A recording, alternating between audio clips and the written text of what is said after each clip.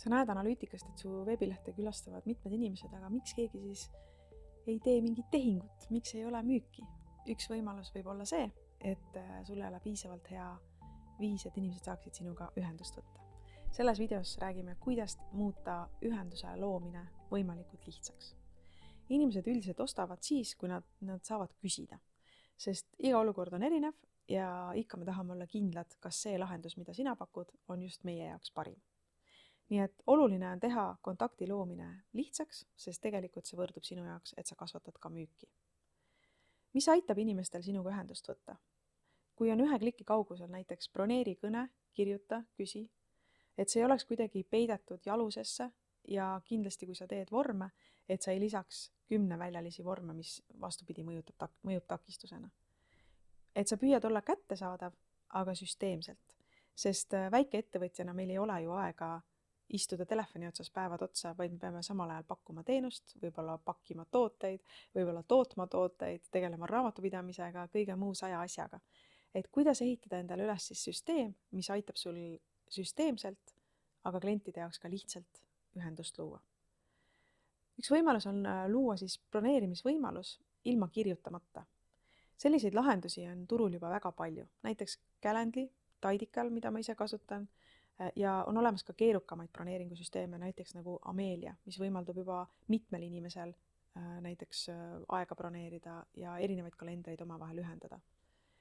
Ja see broneerimissüsteem on siis selline, et inimene saab valida ise aja, millal talle sobib rääkida ja pole vaja mingisugust meilivahetust ega telefoni teel kokku leppida ja leida see ühine aeg, mis võib olla väga-väga tüütu.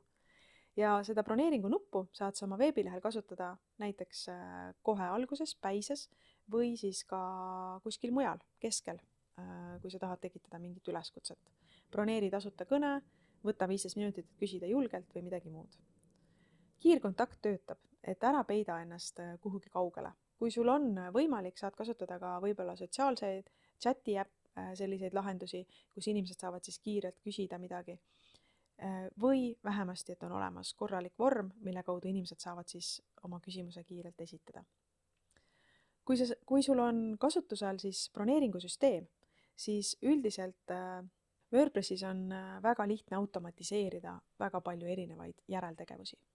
Et näiteks pärast vormi täitmist saab inimene tänukirja ja kinnituse ja võib-olla ka siis teavituse, millal tema olukorraga tegeletakse ja miks mitte luua ka ette juba juhendeid, sest kõike, mida sa korduma kippuvalt räägid, saab ju tegelikult ka salvestada või mingil muul kujul inimestele esitleda. Nii et saaksid juba panna talle lingid, mis võiksid seda inimest edasi aidata, ilma et sina peaksid füüsiliselt siis jälle kordumavat kippuvat küsimusi vastama. Kindlasti on oluline, et ta saaks kinnituse, et me võtame sinuga ühendust ja ideaalne, kui seal on ka kirjas, millal siis see toimub. Kui sa kasutad selliseid plugineid nagu näiteks või selliseid platvorme nagu näiteks Calendly või Tidical, siis sa saad seda mugavalt embed koodiga lisada oma veebilehtedele.